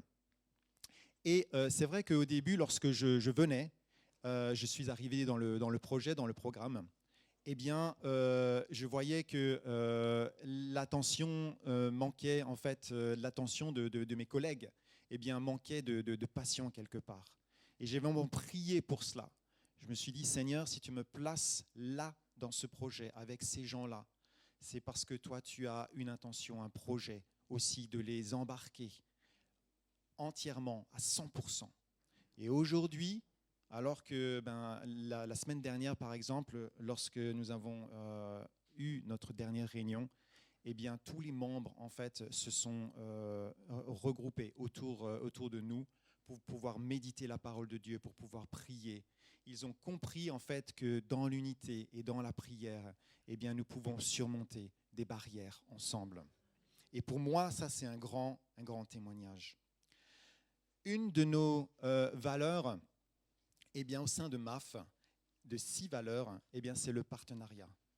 Et notre mission au sein de l'organisation dit « Ensemble, apportons l'espoir, l'aide et la guérison pour aider les populations qui sont isolées. » Donc ça veut dire que nous, MAF, tout seuls, nous ne pouvons rien accomplir. En fait, c'est un travail de collaboration et de partenariat. Et donc nous travaillons avec 60 à 70 organisations différentes qui utilisent nos avions pour se rendre en brousse et pour pouvoir accomplir leur propre mission à eux. Et je vais vous expliquer en quelques minutes comment un nouveau partenariat s'est créé entre MAF, notre organisation, et puis l'église La Porte, qui est l'église que nous fréquentons en fait à Madagascar, à Tana. Et sur cette image que vous voyez, c'est une image qui est vraiment très importante pour moi. Parce que c'est la première fois qu'avec le pasteur de cette église, avec les anciens de cette église, et moi-même et un des pilotes qui travaillent dans notre organisation, nous nous sommes retrouvés autour de la carte de Madagascar. Le pasteur nous avait dit, moi, je veux travailler avec MAF pour pouvoir évangéliser, envoyer une équipe d'évangélisation quelque part en brousse. Mais il ne savait pas trop où. Et moi, je lui ai dit, tu sais, MAF, nous, on a fait une étude il y a quelques années, et on sait que dans la région nord-ouest, qu'on appelle Melaky, eh bien, c'est la région Melaky et la région, alors attendez voir, je vais la retrouver, Boini, eh bien, il y a des villes qui ont besoin vraiment d'entendre l'évangile. Et je lui ai dit, voilà, il y a une ville qui s'appelle Soualala et qui aurait vraiment besoin d'avoir une équipe d'évangélisation. L'autre mission de MAF, c'est de trouver, bien sûr, des partenaires, mais c'est aussi de pouvoir encourager les églises protestantes et évangéliques qui sont en région. Et pourquoi cela ? C'est parce qu'en fait, les pasteurs et les chrétiens qui se trouvent en région, très souvent se sentent loin de la capitale, abandonnés aussi, parfois, ce sentiment d'abandon de la part de leur organisation. Et nous souhaitons en fait pouvoir collaborer avec des pasteurs et des missionnaires de la capitale de Tana qui sont là pour pouvoir encourager ces églises. Et donc, dans ce cadre de partenariat, nous avons impliqué non seulement l'église La Porte, mais aussi la mission qui s'appelle Real Mission Madagascar, qui était aussi une autre mission et qui avait déjà travaillé à Soualala, et puis, bien sûr, l'église locale protestante FJKM. Alors, pourquoi avoir choisi cette ville de Soualala ? Vous voyez, elle est sur la pointe, sur le point rouge. Lorsque j'ai tapé le trajet avec Google, eh bien, Google ne m'offre même pas d'itinéraire pour aller jusque là-bas. Hein ? Donc, en fait, pour accéder à cette ville, qui est une ville côtière de 15 000 habitants, dont l'activité principale est la pêche et puis l'élevage, il faut aller jusqu'à Majanga, qui est la ville la plus grande qui se trouve au nord, sur la côte aussi, au-dessus de Soualala. Mais ensuite, soit il faut prendre un bateau pour aller à Soualala, ou alors une piste vraiment très défoncée. Donc en fait, en gros, en moyenne, il faut 2 jours de trajet pour aller jusqu'à Soualala. Avec notre avion, vous savez en combien de temps on peut se rendre sur la piste de Soualala ? Même pas 2 heures. En 1h50, 1h45, 1h50. Ce qui nous permet en fait de transporter des équipes missionnaires, et c'est ce que l'on a fait avec l'église La Porte dans cette ville. Alors pourquoi Soualala ? C'est une ville qui est enclavée, qui a du retard en termes de développement. Les infrastructures sont très peu existantes. c'est une ville qui est habitée par un groupe ethnique qu'on appelle les Sakalava et dont la religion principale est l'islam. Alors, je l'ai dit, c'est une ville qui est enclavée. La population ressent l'insécurité. Il n'y a pas d'énergie électrique. L'hôpital est un hôpital de niveau 1 sans même dépôt de médicaments. Et la région les habitants se sentent vraiment abandonnés par le gouvernement. Même en termes d'éducation, vous trouvez les structures de base, mais il n'y a même pas de lycée. Et l'abandon scolaire au niveau primaire, donc l'école primaire, est de 50%. Donc c'est très élevé. Alors, on a eu ce projet et on avait à cœur de pouvoir travailler avec cette église, La Porte, pour pouvoir aller toucher cette population avec l'évangile. Alors, voilà. Voici le jour où, en fait, à l'église La Porte, l'équipe de missionnaires, qui est composée donc de Jean-Claude, à gauche avec la casquette, au milieu il y a Angie, qui est le pasteur de l'église, et à droite il y a Naina. Et donc, à bord de notre avion, on a trois places, et donc, eux, ils ont déjà effectué un voyage l'année dernière pour pouvoir aller parler avec le pasteur protestant qui se trouve sur place déjà et pouvoir en fait l'encourager dans l'église, mais aussi pouvoir travailler en collaboration avec lui. Et alors, mon rôle, effectivement, en tant que directeur, c'est de trouver des évangélistes comme Jean-Claude ou comme Naina ou comme Angie à Tana, donc dans la capitale, et pouvoir les transporter dans les régions. Pourquoi envoyer des évangélistes et des pasteurs locaux, malgaches? C'est parce qu'eux-mêmes sont beaucoup plus à même de pouvoir toucher les populations qui sont dans les régions. Ça ne veut pas dire qu'il n'y a pas de missionnaires étrangers, mais eux connaissent la culture, ils connaissent le malgache. Et vous savez, quand vous allez en région, c'est très difficile. Les conditions de vie sont très difficiles. Et eux acceptent facilement ce sacrifice-là parce qu'ils savent ce que ça coûte d'apporter l'évangile. Alors l'évangélisation à Soualala, elle s'est effectuée en février de cette même année. Et puis, voilà notre avion avec Jean-Claude, avec aussi Déborah, la dentiste et médecin qui l'accompagnait, parce que, en fait, MAF aime accompagner non seulement la proclamation de l'évangile avec les soins que l'on peut apporter à la population. Et donc, avec Jean-Claude, il y avait ce médecin qui s'appelle Déborah. À gauche, vous voyez la photo. C'est la photo qui a été prise dans l'église protestante FJKM. Certaines de ces personnes que vous voyez là, c'est la première fois qu'elles venaient dans l'église. Elles ont entendu l'évangile. Il y a eu des conversions, il y a même eu des guérisons après la prière en Jésus-Christ. Et je crois que c'était vraiment un encouragement pour nous en tant qu'organisation, mais aussi pour l'église La Porte. Et surtout pour le pasteur protestant de cette même église. Et vous savez quoi? L'accueil même des responsables musulmans de la ville a été très chaleureux. Il y a très peu de véhicules dans cette ville. Et en fait, un des responsables a décidé de pouvoir transporter en fait, l'équipe, donc Jean-Claude, avec le médecin, Déborah, et tout son matériel médical et les médicaments qu'elle avait apportés à bord de l'avion, de la piste jusqu'à la ville, et une fois qu'ils avaient terminé la mission, de la ville jusqu'à la piste. Dieu ouvre des portes. Et jusque-là, MAF donc, a effectué 3 vols qui sont subventionnés à 100% par des donations donc, extérieures qui viennent d'Europe ou d'Amérique du Nord. Mais ces vols-là, que les églises malgaches ne peuvent pas s'offrir, parce que forcément ça a un coût, sont subventionnés par l'extérieur, par de l'aide extérieure. Et c'est ce pourquoi MAF existe. C'est pour pouvoir apporter l'aide, l'espoir et la guérison dans les régions. Je vais terminer avec cette image. Alors, Jean-Claude, je l'ai dit, il n'était pas tout seul. Il était accompagné de Déborah, la médecin, mais dentiste aussi. Et donc, elle a emporté son matériel, elle a emporté des médicaments aussi pour pouvoir les donner et donner les traitements nécessaires aux patients. Et Jean-Claude, il m'a dit, tu sais, moi j'ai même joué le rôle d'assistant dentaire. J'étais à côté de Déborah pour l'aider à extraire les dents.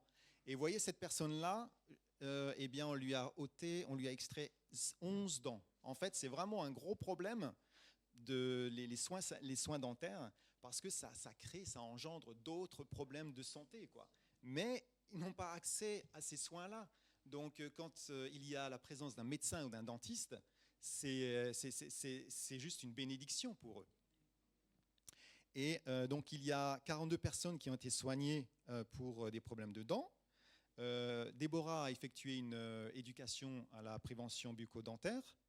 Et puis ensuite, elle a soigné la population. Voilà, je vais m'arrêter là pour ce témoignage. Mais c'est pour pouvoir vous expliquer que notre partenariat, c'est vraiment important. Et nous plaçons en haute estime, en fait, nos partenaires qui travaillent dans les régions et qui, sans notre aide logistique avec nos avions, mais aussi notre vision de voir changer des vies, eh bien, ne pourraient pas accomplir leur propre mission. Donc, voilà, je crois que je vais m'arrêter là et je vais vous donner des sujets de prière très rapidement, mais aussi, je tenais vraiment à vous dire un grand merci. Un grand merci à toute votre Église, parce que depuis plus de 2 ans, vous nous soutenez. Et si cette mission à Soualala est possible, c'est aussi parce que derrière, vous avez été avec nous, à prier pour nous, à prier pour la mission de MAF à Madagascar, et aussi à prier pour nos partenaires, à nous soutenir financièrement aussi. Vous l'avez fait. Philippe l'a fait grâce à son défi sportif aussi l'année dernière. Et on voulait vraiment, Betty et moi, vous dire merci de soutenir notre famille, parce qu'ensemble, non seulement là-bas nous sommes partenaires, mais nous sommes partenaires aussi avec vous pour que nous puissions effectuer cette mission. Et c'est pour cela, du fond du cœur, on veut vous dire un grand merci. Aujourd'hui, nos sujets de prière, eh bien, le premier, c'est de trouver des partenaires locaux à Madagascar, dans la capitale, qui ont vraiment cette vision du royaume de Dieu. Parce que bien sûr, comme partout, il y a aussi, eh bien, parfois ces conflits de clochers, on va appeler ça, où les pasteurs, eh bien, veulent faire la promotion de leur propre dénomination au détriment, eh bien, de la proclamation de l'Évangile. Et notre vision et notre passion au sein de MAF, c'est de pouvoir trouver, eh bien, ces serviteurs de Dieu qui ne regardent pas à leur nom ou à leur titre, mais qui sont là pour apporter le royaume de Dieu, là, pour le faire avancer là où il y a les ténèbres. C'est le premier sujet de prière. Le deuxième, merci de prier pour l'unité dans notre équipe. C'est vrai que nous sommes composés d'une équipe multiculturelle et avec ses défis. Et nous avons vraiment besoin de vos prières pour que notre équipe tout entière reste passionnée par la proclamation de l'Évangile et par la mission que le Seigneur nous a confiée. Ensuite, nous avons besoin de compétences. Alors à l'heure actuelle, on a besoin, eh bien, d'un mécanicien avion de façon imminente. Et notre équipe a été réduite l'année dernière à 2 au lieu de 3 pour faire la maintenance de nos 3 avions sur place et prier afin que l'on puisse avoir très prochainement un mécanicien avion qui soit licencié, qualifié, qui ait l'expérience et qui puisse nous accompagner dans nos défis.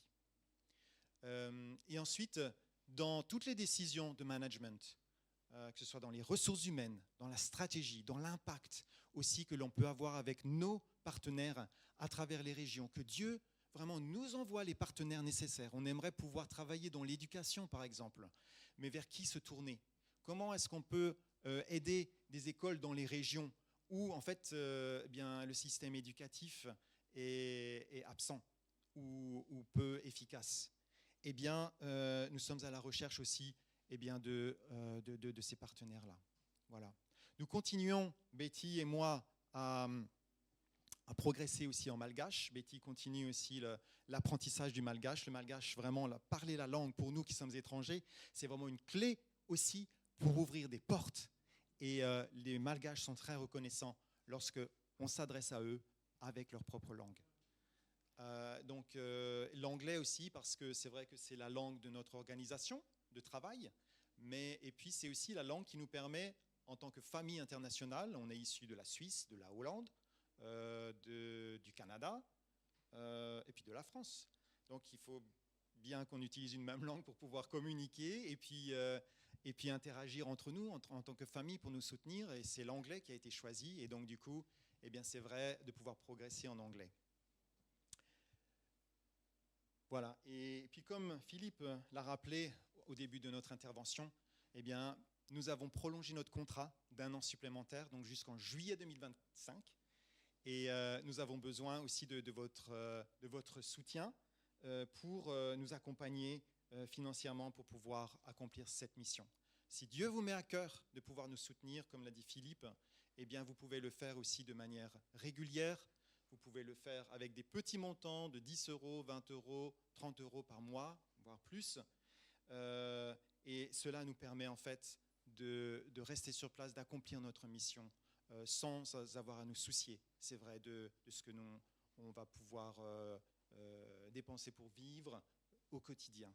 Et donc, on vous remercie d'avance déjà pour tous ceux qui nous ont soutenus jusqu'à aujourd'hui, pour votre Église qui a été derrière nous, pour tous les efforts que vous avez consentis aussi pour que nous puissions accomplir cette mission avec vous. Voilà, je crois que j'arrive à la fin.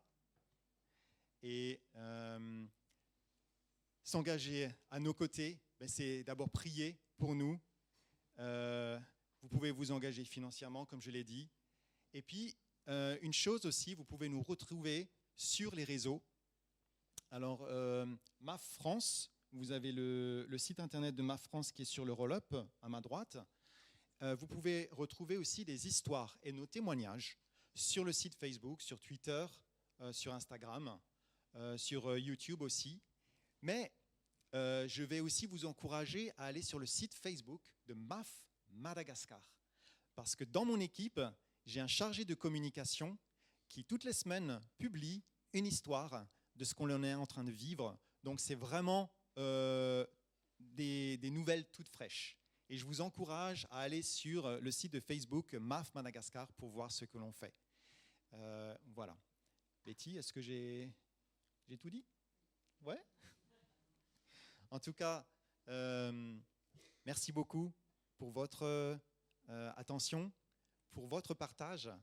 Ça a été vraiment un moment magnifique de pouvoir partager ce culte avec vous ce matin, de pouvoir partager aussi ce que Dieu a mis sur notre cœur, cette passion pour l'évangélisation et apporter l'évangile aux 4 coins des régions de Madagascar.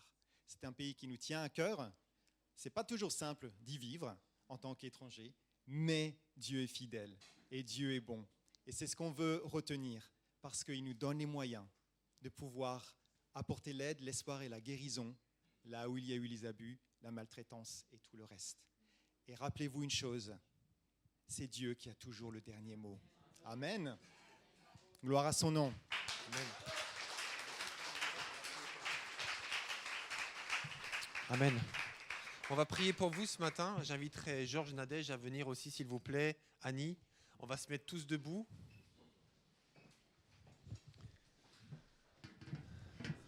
On va prier pour vous. J'inviterai ensuite le groupe de louanges à venir. On va faire un dernier chant, si c'est possible pour vous. Je cherche quelqu'un qui me croise du regard.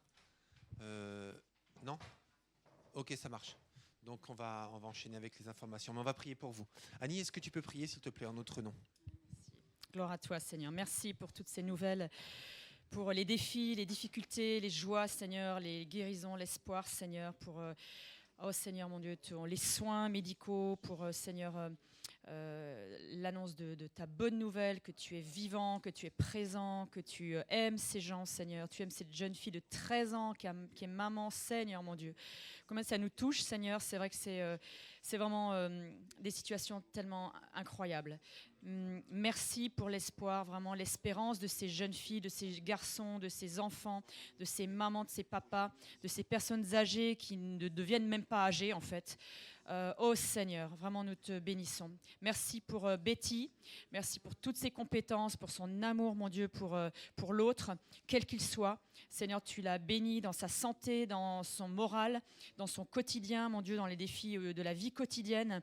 Tu la gardes sur la route à chaque jour où c'est un défi de rester sans accident, de bénir Eliana dans son collège-lycée, avec ses copines, avec les défis aussi d'être très intégrée. Son groupe de jeunes à l'église, mon Dieu, tous aussi les talents que tu lui as donnés, tu la gardes chaque jour, tu la bénis, Seigneur, mon Dieu, abondamment. Seigneur, tu bénis également Michael dans son rôle, dans aussi toutes les évolutions de son poste. Merci, Seigneur, de ce poste de directeur, mon Dieu, oh, Seigneur Jésus.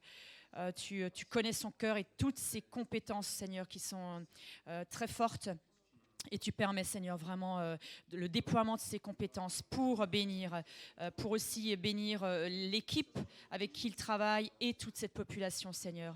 Merci pour tout leur bagage missionnaire depuis tant d'années en Afrique, dans tellement de pays et tellement de continents. Seigneur, c'est une grâce. Merci pour leur cœur de missionnaire, leur cœur pour toi, Jésus. Merci Jésus, merci Seigneur. Bénis notre Église pour que nous ayons aussi cette espérance et ces guérisons que nous pouvons vivre dans notre Église. Seigneur Jésus, nous te demandons ta grâce, comme en Bulgarie, Seigneur. Donne-nous de vivre ça ici, à Pontoise aussi, Seigneur. De vivre, Seigneur, le déploiement de l'Évangile, de l'espérance et de la guérison, Seigneur. Nous te demandons toute ta grâce. Merci Jésus, en ton nom. Amen. Amen. Gloire à Dieu. Est-ce qu'on peut les honorer, les encourager? Bon courage, je vous invite à vous reprendre place.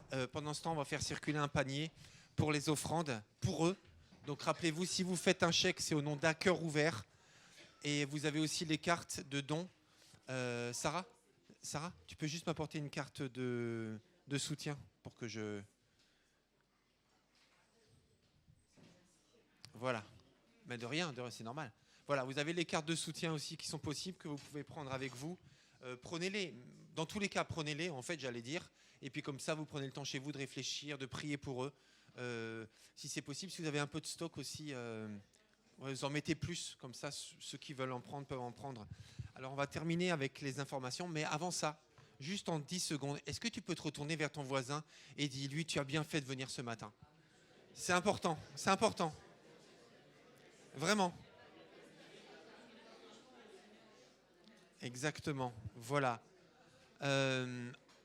C'est parce que c'est vrai, c'est important de le redire. Est-ce que c'est possible, les gars, de remettre les visuels des annonces, s'il vous plaît? On vous donnera la semaine prochaine, je ne sais pas s'il y a Mathilde ou... Ah, tu es là? Ok, d'accord. Ok, il est déjà 29, c'est pour ça que je me suis dit... Ok, viens.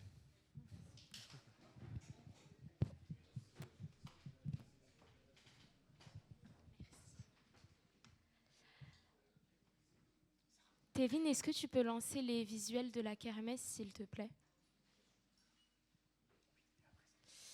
Alors, je voulais remercier chacun d'entre vous d'avoir contribué. Ceux qui ont prié, merci à ceux qui ont pensé à nous, merci à ceux qui ont contribué au buffet. On avait un buffet bien garni. Et merci infiniment à tous ceux qui étaient présents, tous les équipiers qui étaient là pour tenir les stands. Donc, on n'a pas eu le temps escompté, mais les enfants ont passé une super journée. Donc, vraiment, un grand, grand merci à tous pour votre contribution à cet événement en tant qu'Église de près ou de loin. Merci beaucoup. Merci Mathilde. Merci à toi et à toute l'équipe. Vous avez fait un travail exceptionnel. C'est beaucoup d'énergie. Toujours de monter les projets, c'est beaucoup d'énergie. Merci à tous ceux qui se sont joints à eux. Et c'est là où, Tevin, je te demanderai de remettre les visuels du départ, s'il te plaît. C'est très gentil. Alors, on l'a dit en introduction avec cette magnifique expo photo, on aura le temps de la regarder tranquillement. Mais cette année, on fête nos 60 ans et on ne veut pas manquer ça. Parce que, en fait, en prenant le temps de fêter correctement les 60 ans de notre Église, c'est pour nous un moyen de remercier Dieu pour sa fidélité depuis 60 ans. Ensuite, c'est pour nous aussi un moyen d'attirer l'attention de nos élus et des autres églises. Et quand je dis attirer l'attention, ce n'est pas sur nous, hein, c'est sur ce que Dieu fait à Pontoise à travers cette église. Et il y a 2 événements. Alors s'il vous plaît, je ne vais pas vous demander de retourner vers votre voisin pour lui dire c'est bien que tu sois là ce matin. Mais là, je vous demande à vous de vous dire à vous-même, il faut que tu sois là pendant ces 2 jours-là. Et c'est très important. Pourquoi ? Parce qu'on a 2 dates et il ne faut pas les manquer. Aucune des 2. Il ne faut vraiment pas. Parce que c'est les 2 dates, je dirais, charnières. Pas charnières, mais je veux dire cibles, vraiment, de la célébration de ces 60 ans. Et il ne faut vraiment pas les manquer pour 2 raisons. Enfin, pour 2 raisons différentes. La première, alors écoutez-moi bien s'il vous plaît, c'est vraiment très important. Hein, et je compte sur vous pour le faire. La première date, c'est le 15 juin. Donc c'est dans 2 semaines. C'est un samedi à 15h. 15 juin, 15h. 2-15, c'est facile. Donc il y a la cérémonie anniversaire. Donc Sarah vous a envoyé déjà tout ce qu'il faut, inscription et tout ça. Il y en a beaucoup qui sont inscrits, il y en a beaucoup qui ne sont pas inscrits. Donc vous allez pouvoir venir quand même sans inscription s'il le faut. Mais il faut venir, mais vraiment, vraiment. Et vous savez pourquoi il faut venir ? D'abord parce qu'on aura les élus de Pontoise qui seront là. Donc on a Madame le maire qui sera là, on a certains élus de la mairie qui seront là, on a le directeur de cabinet du préfet qui sera là, j'ai eu sa confirmation hier. On aura un sénateur, une sénatrice pardon, qui sera là. Donc on a des représentants de l'État qui seront là et qui ne sont jamais venus dans notre église. Donc ils ont besoin de savoir qui est cette église. Et pas juste le pasteur et le conseil et ceci, cela, mais qui sont les chrétiens qui fréquentent cette église. Et ils ont besoin de nous rencontrer. C'est pour ça qu'il faut vraiment que vous soyez là, le 15 juin à 15h, pour que nos élus voient qui nous sommes. Et c'est vraiment très important, mes amis. Parce que voilà, le pasteur, il y aura un discours, le pasteur, il va expliquer des choses, ok. Mais un pasteur, c'est un professionnel de l'église, vous comprenez, à leurs yeux. Et c'est une chose, c'est important qu'il rencontre le pasteur. Mais c'est important qu'il rencontre les gens qui forment la famille chrétienne. Et ça, c'est chacun de vous. Donc il faut qu'ils rencontrent les gens normaux que nous sommes, qu'ils voient notre diversité, qu'ils voient nos différences d'âge, qu'ils voient les enfants, qu'ils voient tout le monde. Donc c'est hyper important que vous soyez tous là. J'espère que vous avez compris ce que je veux dire, ok ? Donc je compte sur vous. Vous serez là. Je compte sur vous. Vous serez là. Ne me laissez pas tomber, hein. Je compte sur vous, hein. Vous serez là, hein. Non, mais vraiment, c'est hyper important, s'il vous plaît. Ne nous laissez pas être à 30 personnes, mais il faut qu'on soit là massivement présent et qui rencontre l'église. C'est hyper important. Donc c'est le 15 juin, annulez tout ce qui est prévu. Non mais vraiment, je rigole pas. Annulez le reste. Le 15 juin à 15h, votre place, c'est vraiment ici. Ça, il n'y a pas d'ambiguïté. Donc le 15 juin à 15h, vous êtes malade, annulez la maladie. Hein ? Ok ? Vous annulez tout. Voilà. C'est le 15 juin à 15h, c'est ici. Ensuite, deuxième rendez-vous, ça c'est plus, c'est plus habituel. C'est le dimanche matin à 10h30, le 16 juin. Et ce sera aussi ici. Et quand je dis ici, en fait, c'est pas dans ce local, ce sera à l'extérieur. On va tout faire à l'extérieur parce qu'on sera trop nombreux pour le faire à l'intérieur. Et on enlèvera les chaises et il y aura une visite officielle de l'expo photo guidée. Bon, bref, tout ça. On aura un super programme, donc avec un cocktail pour le 15 juin. Je reviens au 15 juin, excusez-moi, à 15h. Et donc le lendemain, à 10h30, ce sera le culte anniversaire. Donc le 15 juin, ce n'est pas un culte, c'est une cérémonie anniversaire. Donc il y aura quand même une prière, etc. Mais il n'y aura pas une prédication et tout ça, parce qu'il y a des élus qui sont... Voilà, ce sera un autre format, un autre but. Ce sera un témoignage à la gloire de Dieu, mais d'une autre manière. Donc le 15 juin, on sera tous là à 15h. Et le 16 juin, à 10h30, ce sera le culte anniversaire. Et on va se retrouver ensemble aussi avec des amis de l'église, avec des gens qui ne viennent plus à l'église, mais qui vont venir que pour le culte et qui vont venir que pour le 15. Et j'ai oublié de dire, je reviens encore au 15, excusez-moi, je suis un peu désordonné. Mais il y aura aussi plusieurs pasteurs des autres églises de l'agglomération de Cergy-Pontoise qui seront avec nous et qui vont nous honorer de leur présence. Donc voilà, ça c'est vraiment les 2 dates. Vous mettez ça en rouge dans vos agendas sur le frigo et vous annulez le reste. Voilà, mais vraiment, c'est important. Donc alors, la première date, c'est quand ? À quelle heure ? Ah, je vous aime, je t'aime. Mais par contre, vous êtes là, il ne faut pas juste s'en rappeler, il faut être là. Et l'autre date, c'est ? À 10h30.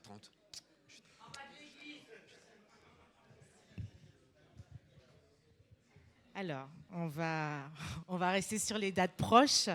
Donc, la semaine prochaine, on se retrouve pour notre temps de réunion de prière, le mardi à 20h30 ici. Le dimanche, notre culte à 10h30, suivi de notre temps de jeûne et prière. Donc, à l'issue du culte, on a l'atelier avec Brigitte, donc sur la parole est comptée. Et le ménage cette semaine est fait par Nancy et Amélie. Est-ce que j'ai vu? Oui. Merci Seigneur pour ta fidélité. Merci pour ce que tu déposes sur le cœur de chacun. Merci pour cette famille alsacienne qui est devenue malgache parce qu'elle a répondu à ton appel. Merci pour la bénédiction qu'ils sont pour nous et merci parce que tu nous rappelles aussi que tu nous appelles à être une bénédiction pour nos voisins proches, de proximité aussi. Et tu nous rappelles aussi le message de la croix. Qu'est-ce que ça représente pour nous? Et qu'est-ce que tu as, jusqu'à où tu as été pour nous et jusqu'à où tu nous demandes d'aller pour notre prochain et pour l'avancée de ton royaume. Aide-nous chaque jour lorsque nous nous levons, lorsque tu nous donnes encore le souffle de vie, de comprendre la mission pour laquelle tu nous donnes encore le souffle de vie et que nous ne puissions pas nous sentir incapables ou limités, mais que nous puissions reconsidérer et comprendre encore qui tu es en nous et qu'est-ce que tu es capable de faire à travers nous au quotidien. Merci pour ta visitation durant toute cette semaine dans la vie des uns et des autres. Et nous te laissons être Dieu de toute éternité. Nous t'élevons, nous t'adorons et nous t'acclamons, Dieu Tout-Puissant. Et fais ton œuvre, comme tu sais si bien le faire, dans ce monde qui soupire, qui ne sait même pas qui soupire après toi, mais qui a tant besoin de toi. Sois élevé, adoré, acclamé. En ton nom. Amen. Excellente semaine. Restez bénis.